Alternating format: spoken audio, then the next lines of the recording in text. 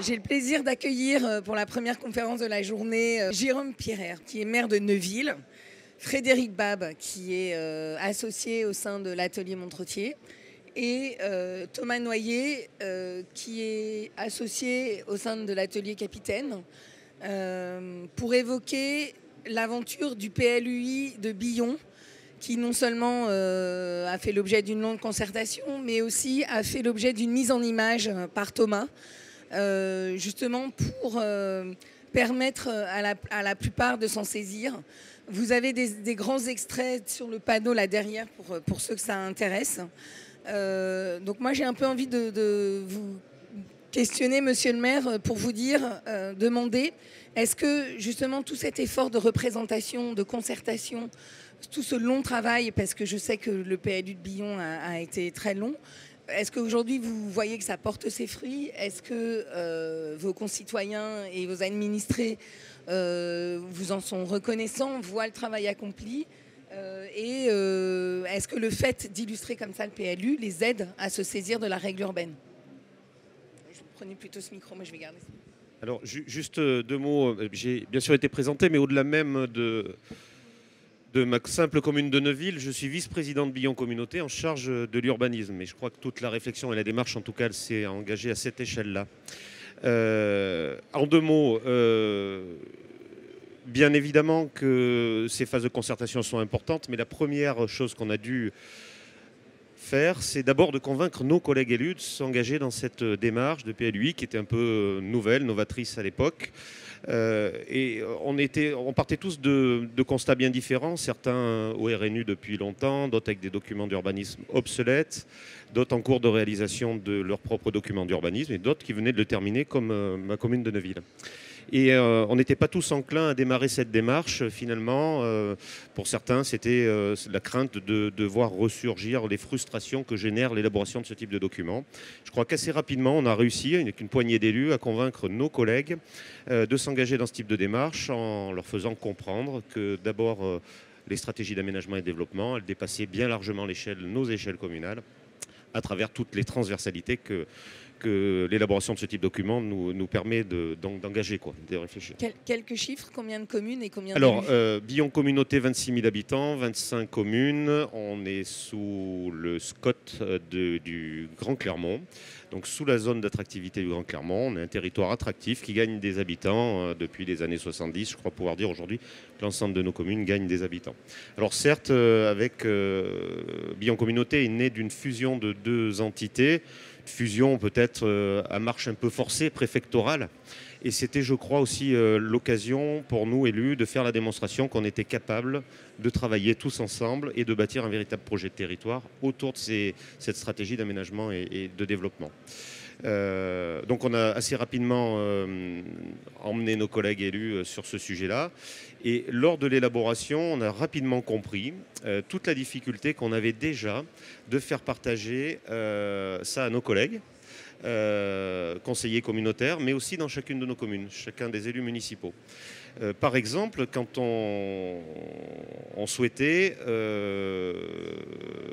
élaborer une règle en matière d'urbanisme, on avait des difficultés pour la faire comprendre à nos collègues, la faire comprendre à notre bureau d'études, pour l'écrire à travers un règlement écrit et graphique. Et assez rapidement, et vice-versa d'ailleurs, quand le bureau d'études nous faisait des propositions de rédaction, on avait du mal à les mettre en situation concrète, de voir ce que ça représentait, comment la peser, la mesurer, la faire évoluer au fil de nos travaux. Et assez rapidement, on a compris qu'il était important en tout cas de travailler une forme de vulgarisation de cette règle. D'abord pour la partager avec nos collègues, et puis, in fine, la faire partager aux citoyens. Je crois que c'était ça l'objectif. Alors on a même eu l'ambition à un moment de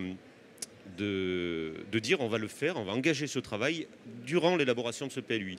Puis assez rapidement, on a bien compris qu'on avait d'autres priorités, peut-être un calendrier déjà qui contraint, qui s'accélérait un peu, d'autres choses, d'autres priorités à régler. Donc on a choisi de le faire a posteriori, donc après avoir engagé l'élaboration, et on a donc sollicité notre bureau d'études pour inventer cette forme de vulgarisation en essayant d'avoir une approche la plus didactique possible, la plus compréhensible possible. Et je crois que c'est tout le travail qu'on a eu à réaliser ensemble. Alors, votre bureau d'études, c'est pas n'importe quel bureau d'études. Votre bureau d'études, c'est une agence d'architecture. Je pense que pour nous, c'est important d'expliquer aussi aux élus que les architectes se positionnent aussi sur des études urbaines et des stratégies et qu'ils ne sont pas que sur la maîtrise d'œuvre de bâtiments, et qui peuvent aussi accompagner des stratégies territoriales, des conseils. Voilà, Frédéric, tu peux peut-être nous expliquer et surtout nous expliquer ce lien étroit entre le maire et l'architecte. On est là, c'est le thème un petit peu du stand de ces 3 jours. Donc, qu'est-ce que tu as à nous en dire? Justement, nous, c'est intéressant parce qu'à la fois tu es de Montretier, mais aussi Thomas, tu es capitaine. On est justement des architectes qui avons l'habitude de dépasser le cadre de la maîtrise d'œuvre bâtiment. On fait aussi beaucoup d'études urbaines, on fait de la maîtrise d'œuvre d'espace public. On accompagne à différentes échelles et à différentes temporalités les projets. Et ça, c'est vrai que c'est important. Et c'est aussi dans ce cadre-là qu'on crée souvent un lien différent avec les communes. C'est-à-dire qu'on n'est pas simplement maître d'œuvre pour un bâtiment, on va être en amont des projets. Et c'est ça aussi qui fait qu'au fil de l'eau, on va créer des relations, parce qu'on avait déjà travaillé par exemple sur le plan guide de Billon, donc c'est un territoire qu'on connaît, qui est aussi dans notre ère, on va dire, de travail avec le Massif central en général. Et là en particulier, c'est vrai que ça nous a beaucoup intéressé quand cette mission a été donnée, puisque c'est vraiment comment aussi, et c'est ce qu'on a mis, dépasser la règle, dépasser la contrainte. Et il y avait deux rôles en fait pour nous dans cette étude. C'était d'une part avoir de la pédagogie, donc qu'une règle soit déjà compréhensible, parce qu'on voit que c'est un des gros sujets. Et comme l'a dit M. Pirer, déjà pour les élus, c'est intéressant aussi dans le Salon des maires, c'est de se dire déjà en tant qu'élu, est-ce que je comprends ce qui se passe sur mon territoire en termes de règles.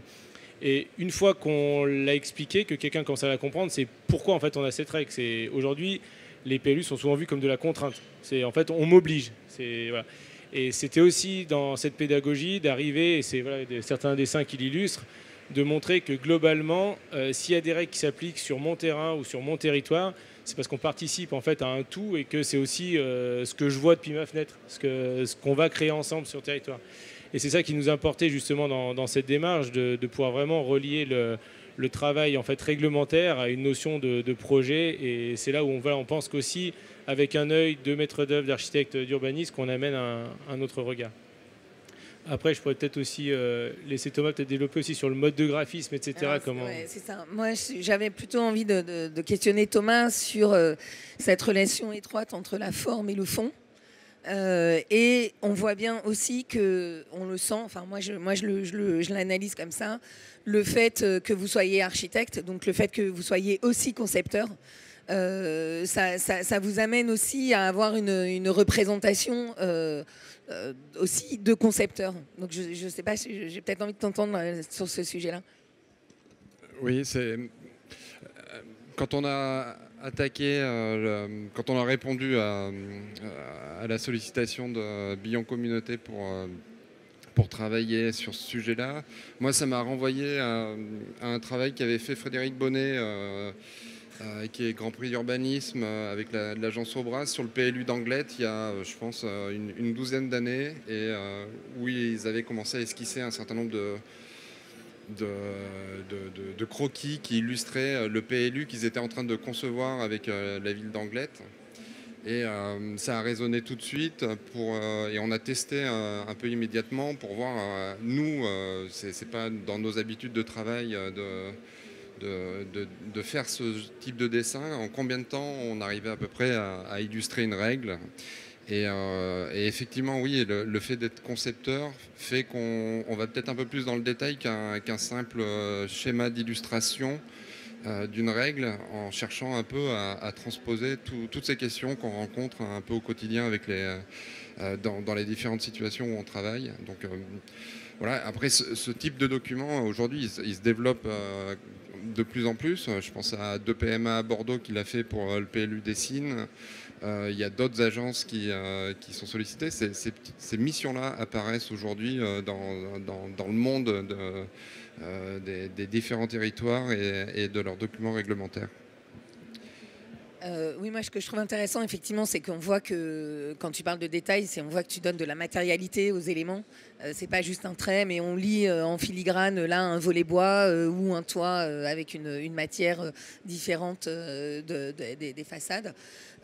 Du coup, je reprends ma question, monsieur le maire, et vos administrés, comment ils prennent la chose, comment ils s'en saisissent, est-ce qu'ils sont contents?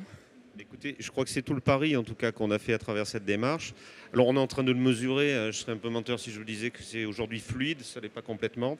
On est en train de mesurer ça déjà, comment les élus vont s'approprier ce document. S'il reste sur une étagère dans nos mairies, ben voilà, je crois qu'on aura loupé le coche. Et si on arrive à le faire partager aux pétitionnaires, pour faire comprendre l'ensemble des enjeux, des stratégies. Il faut bien comprendre que ce document, il reprend le b.a.-ba, c'est-à-dire qu'on représente même le contexte d'un document d'urbanisme. On remet le pétitionnaire, nos concitoyens au centre, au cœur de ce document, à travers les projets qu'ils portent, les impacts qu'ils ont au regard de la règle. Voilà. Et ça, on le mesure aujourd'hui, on commence à le mesurer tout simplement. Je ne suis pas convaincu qu'on puisse dès à présent en tirer des leçons, des conséquences, ou des conséquences qui en découlent. Il faut laisser le temps au temps, tout simplement. Mais je voudrais aussi vous interroger avec Frédéric sur cette question du temps long qu'on évoquait tout à l'heure là, en préparant un petit peu cet entretien. Du coup, Frédéric, tu disais, vous avez déjà fait le plan guide de Billon.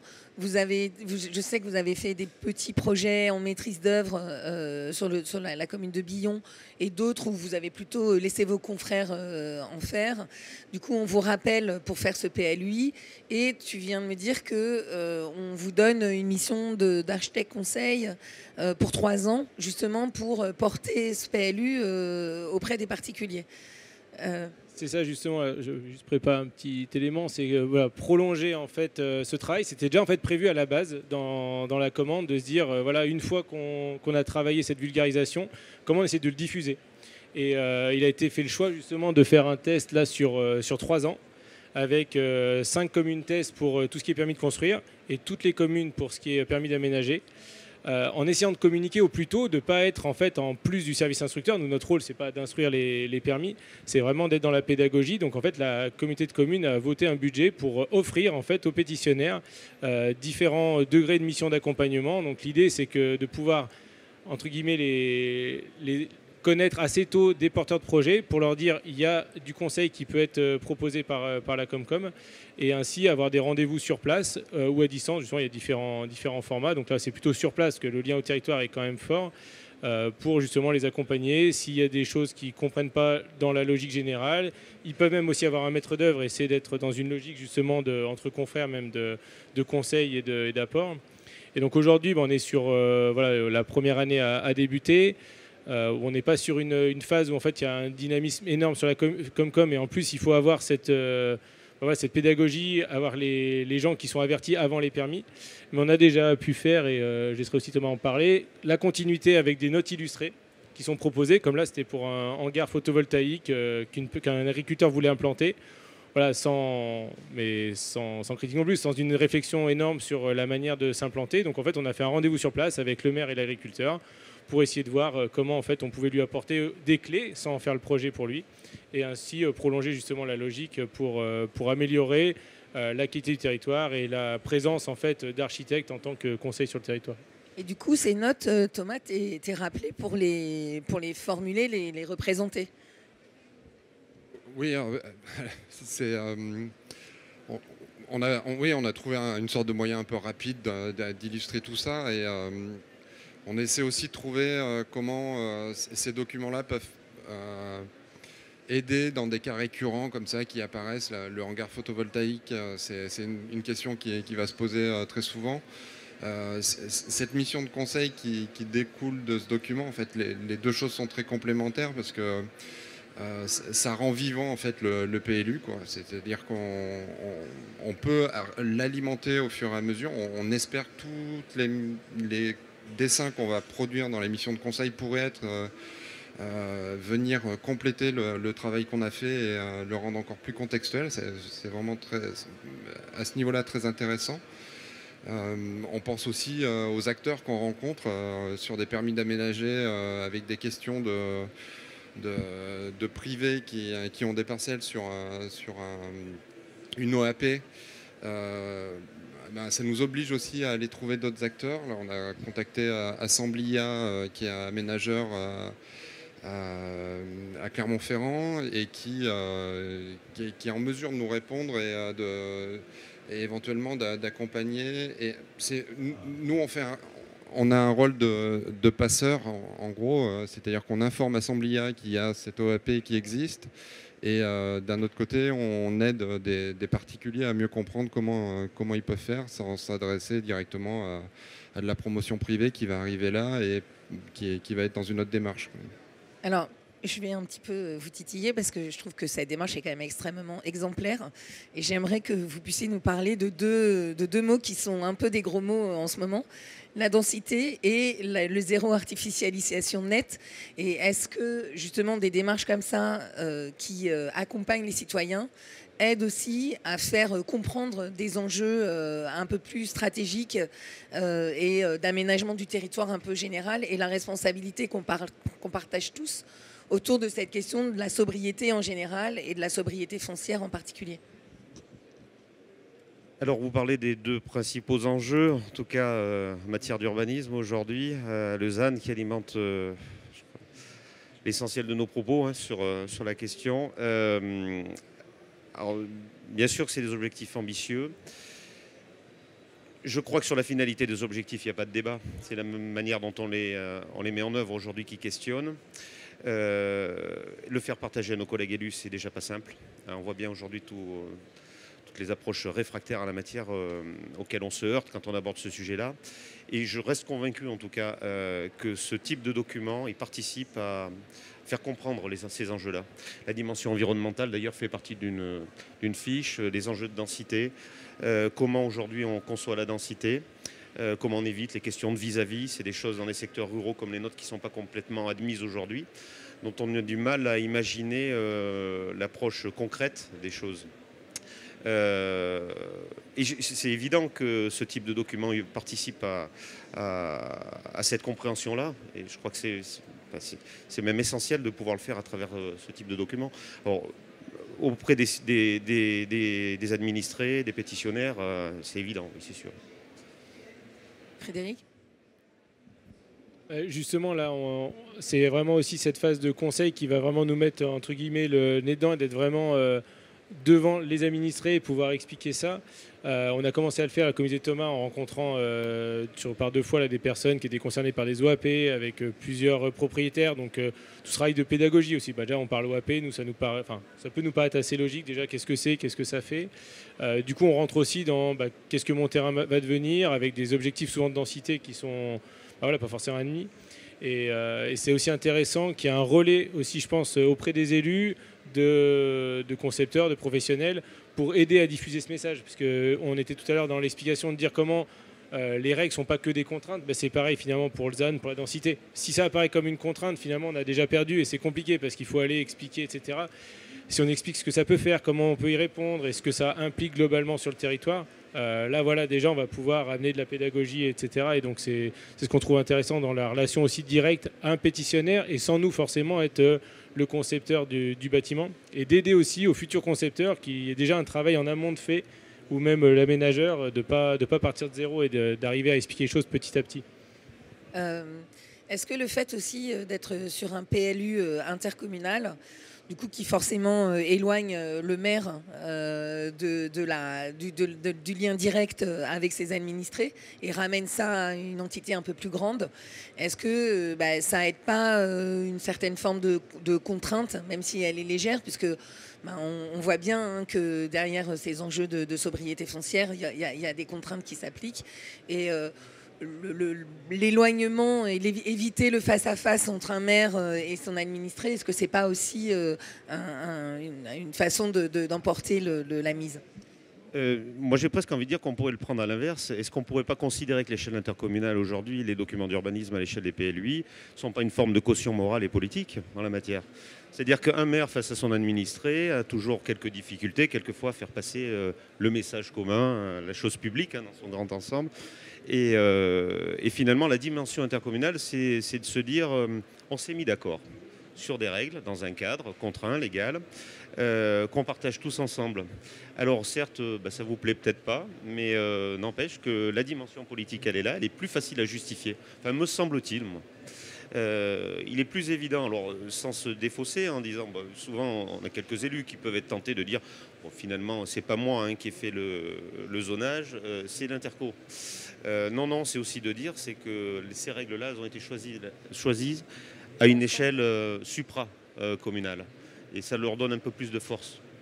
Moi, je le tourne à l'envers. Voilà. Ok, très bien. Et je voulais aussi, je ne sais pas, Frédéric, si tu peux me redonner un petit peu des notions de temps. C'est-à-dire que depuis combien de temps l'atelier Montretier est arrivé à Billon?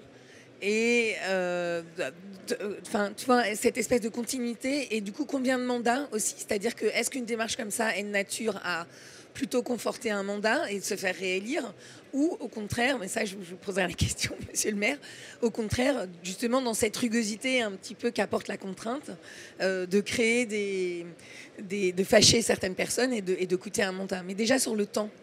Alors si je ne me trompe pas, le plan guide de Billon, ça devait être en 2017-2018. Donc voilà, ça commence déjà à faire 6 ans, justement sur 2 mandats différents. Après, quand on travaille à l'échelle d'un plan guide, nous, c'est aussi ce qu'on essaie d'expliquer assez tôt, c'est qu'il y a ce dont on va parler qui peut rentrer dans le mandat, mais souvent ça dépasse, on est à 10, 15, 20 ans. Et c'est ce qui permet aussi de prendre de la hauteur. C'est souvent un peu la première démarche aussi avec les élus, de se dire, voilà, voyons plus loin que simplement les projets opérationnels et le budget tout de suite, et de s'autoriser à regarder un peu de manière lointaine. Et ça permet aussi d'imaginer des relations à plus long terme. Ensuite, cette mission, elle a eu lieu en gros sur l'année dernière, donc plutôt 2021-2022. PLUI, ça a pris que 1 an, en fait. L'illustration, après le PLUI était déjà fait. Nous, on est arrivé justement pour la pédagogie, l'illustration sur à peu près 1 année. Et donc là, voilà, on est fin 2023. On a commencé en début d'année justement cette mission de conseil qui va encore durer au moins 2 ans, puisque c'est la phase test qui est sur 3 ans, pour voir ensuite à la fin des 3 ans s'il y a une forme de généralisation sur toutes les communes, de servir justement du test, même là au fur et à mesure des 3 ans pour le refaire. Et après, c'est aussi un territoire où il peut nous arriver de travailler pour des communes de manière ponctuelle, ou en tout cas sur un territoire large, parce que c'est vrai que là, c'est la communauté de communes, mais c'est vrai que le Massif central, en général, c'est un territoire qu'on connaît depuis longtemps. On travaille souvent en périphérie ou même on y passe. Donc oui, il y a une forme d'attache et de récurrence dans les relations entre élus et nous, l'agence Atelier de Montretier. Et alors, monsieur le maire, sur le mandat électoral ? C'est une question piège, mais j'ai envie de dire... Non, il n'y a pas de piège. Non, je pense que c'est...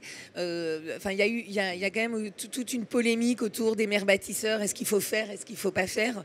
Moi, je pense que ce que vous illustrez, c'est vous vous confrontez au problème, vous le prenez à bras-le-corps. Et je vous souhaite que ça paye, en fait. C'est plutôt ça. Si la stratégie ou les stratégies d'aménagement et de développement, elles sont vécues comme une contrainte, ça ne va pas fonctionner. Et tout l'enjeu du travail qu'on a engagé, je crois que c'est justement de faire de la pédagogie, de faire partager ces enjeux-là. Et si on y arrive, je crois qu'on en tirera forcément les fruits et les bénéfices. J'ai presque envie de croire que ça peut fonctionner et que ça sera salvateur. En tout cas, je ne sais pas si pour la réélection des uns ou des autres, mais enfin en tout cas... pour vulgariser cette approche, tout simplement. On vous le souhaite. Oui, ces dessins, c'est aussi une façon de présenter ça de façon positive. C'est-à-dire que la règle n'est pas forcément une contrainte, c'est un ensemble de règles qui, mises ensemble, fabriquent quelque chose normalement de vertueux, quoi. Et les dessins qu'on a faits, ils cherchent plus à croiser ce potentiel de qualité qui est par l'entrecroisement des règles, que de simplement expliquer quelque chose qui devrait être à chaque fois une contrainte, et aussi de croiser des questions environnementales avec des questions de forme urbaine, de densité ou justement de réduction de densité, préserver les sols. Et finalement, toutes les règles sont assez simples prises ensemble, mais elles fabriquent une complexité qui est difficile à appréhender dans ce qu'elle a de potentiel vertueux pour les gens qui doivent les appliquer. Et de temps en temps, ça fait aussi du bien de raconter simplement cette complexité avec des documents qui permettent un peu de... Enfin, nous, ce qu'on avait un peu au départ comme ambition, c'était de dire que ce document-là, il pouvait être distribué à tout le monde et que des enfants puissent prendre du plaisir à l'explorer en prenant leur goûter, en rentrant de l'école. Et ça climate aussi à cette question que c'est un ensemble de règles globales qui fabriquent de la qualité. Alors justement, tu as dit le mot sur lequel je voulais vous interroger tous les deux.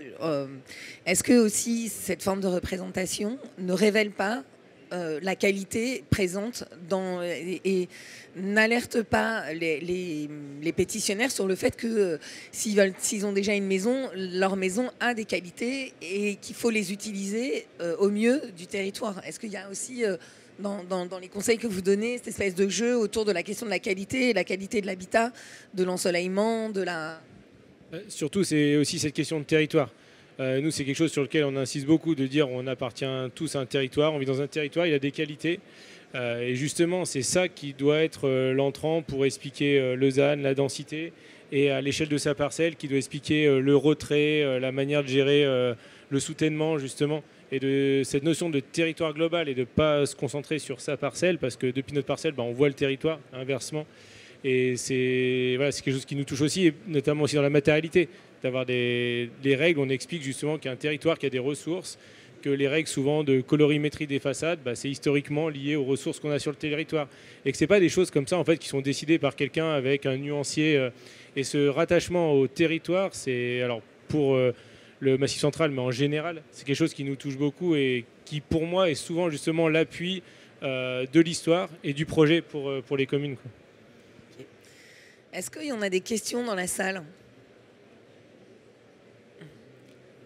Monsieur, allez-y. Bonjour, Philippe Garnier, le maire de la commune de Mai, dans le Massif central. Moi, je me pose la question quand même, quand je vois les dessins, ça paraît un peu simpliste.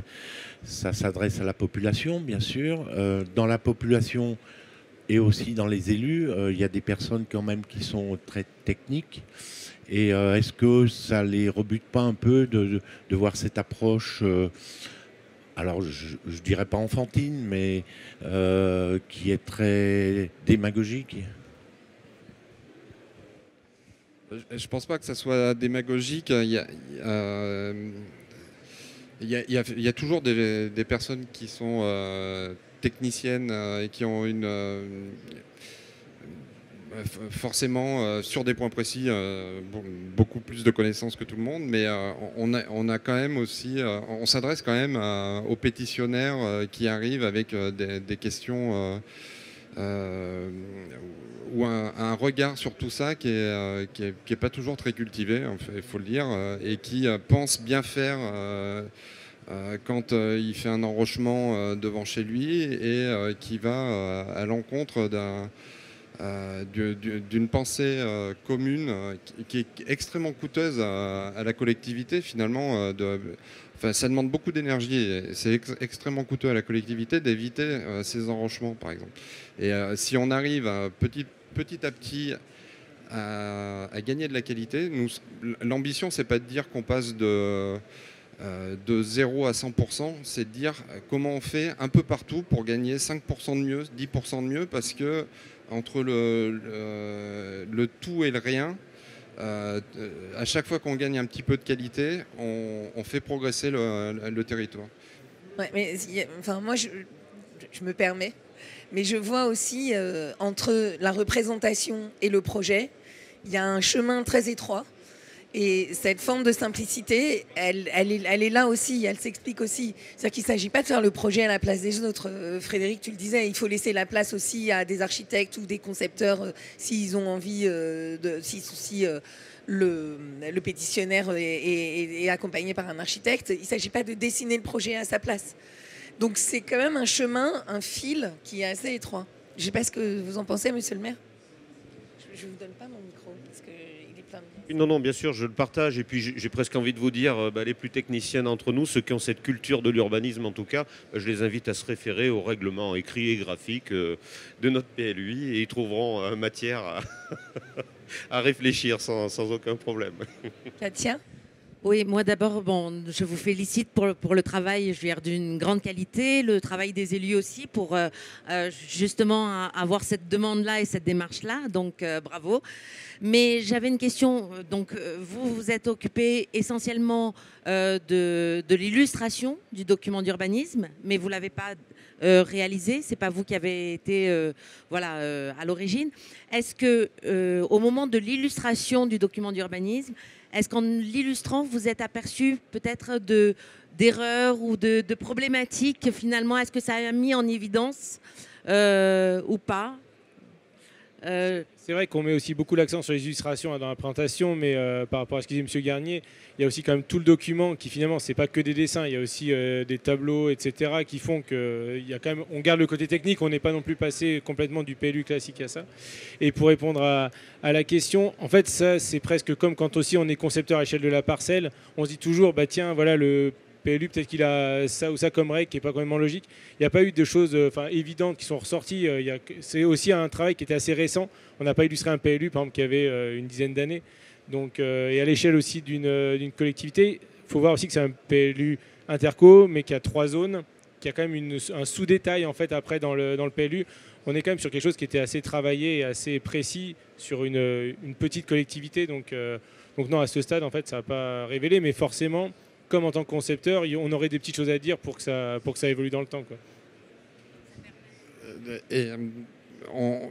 Il y a un document qu'on ne voit pas, mais il y a quand même sur ce PLUI c'est 3 PLU réunis sur des secteurs différents, ce qui donne déjà une complexité de lecture à l'échelle de la communauté de communes. Parce qu'il y a des règles qui changent très légèrement, c'est à la fois pareil et pas pareil, quoi. Et on a fait un tableau qui synthétise l'ensemble des règles sur ces 3 secteurs. Et on était assez contents parce que l'instructeur lui-même, qui participait à ces réunions, à un moment, il était content d'avoir une sorte de tableau un peu synthétique qui permettent de se retrouver là-dedans. Donc même des personnes techniciennes, à un moment, elles ont aussi besoin de nouveaux outils. Et notre travail, il est assez expérimental. Enfin, c'est ce qu'on peut saluer aussi de la communauté de communes, c'est d'avoir lancé quelque chose qui n'existait pas. Et on voit émerger un peu les outils qui peuvent être à certains moments intéressants. Monsieur le maire de Billon voulait prendre la parole et je vous la redonne après, monsieur. Oui, moi, ce que je voulais dire, ce qui est important par rapport à ce que disait mon collègue maire, là, c'est que nous n'avons pas de service urbanisme sur l'ensemble de la communauté de communes. Aucune des communes, même la plus grosse, qui se trouve être la mienne, qui a environ 5000 habitants, n'a pas de service urbanisme dédié. Donc, ça veut dire qu'on s'adresse à une agence qui est à Clermont-Ferrand, au plus proche, c'est 25-30 km.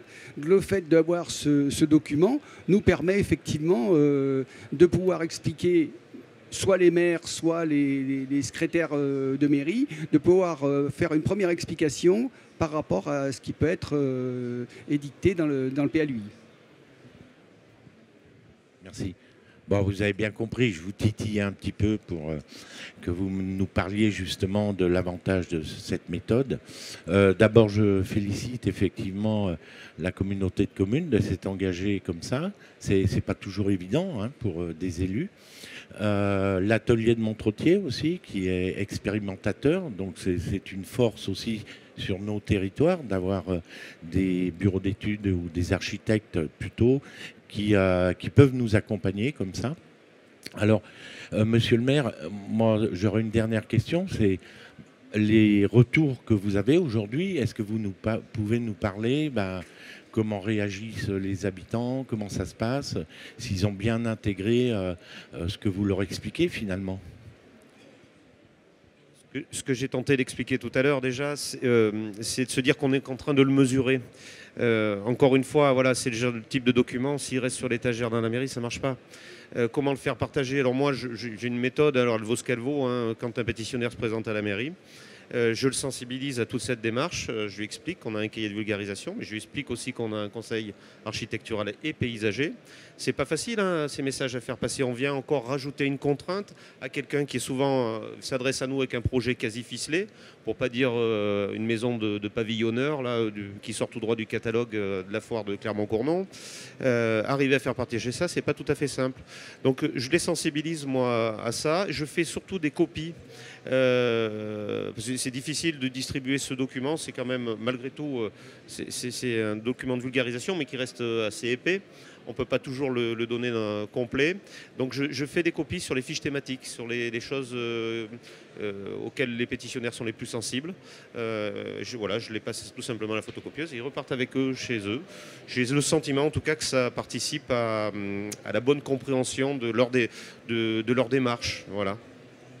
En tout cas, l'Ordre des architectes soutient vraiment cette démarche. On en a fait une fiche illustrée de notre plaidoyer qui est disponible. On en a plein ici. On vous invite à les prendre. Il y a d'autres thématiques dans ces fiches illustrées qui sont évoquées.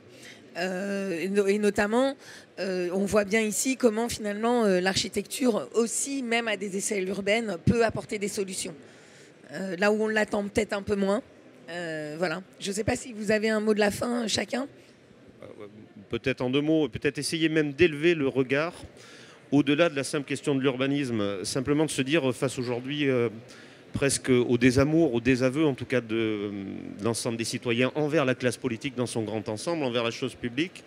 Je crois qu'on a vraiment une nécessité à inventer de nouveaux outils de communication, de vulgarisation.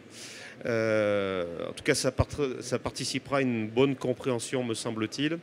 Et croyez-moi, si on n'est pas en mesure de travailler ces nouvelles approches, on n'est pas prêt de gagner en sérénité quand on engage nos politiques publiques, me semble-t-il.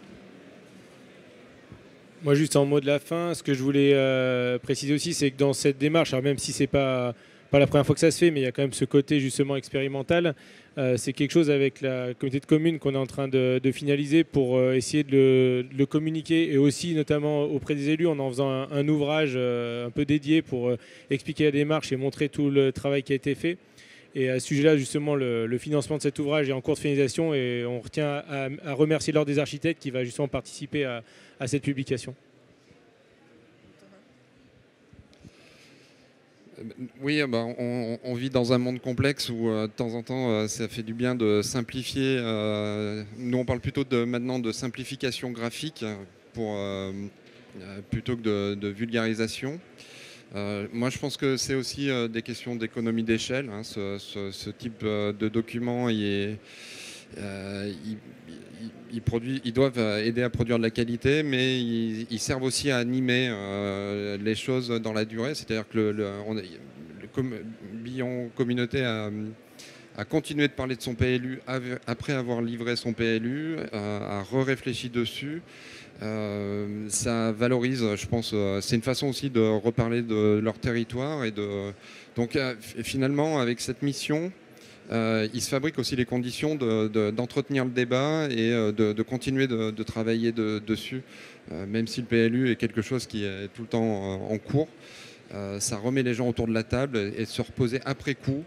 Donc voilà, je pense que en mot de la fin, c'est que chacun dans ses territoires doit inventer ses propres outils pour continuer de trouver des moyens de continuer de travailler et d'échanger. Stable, mais toujours en mouvement. Ce serait un petit peu la conclusion. Merci à vous trois. Merci beaucoup d'être venus jusqu'à nous. Merci.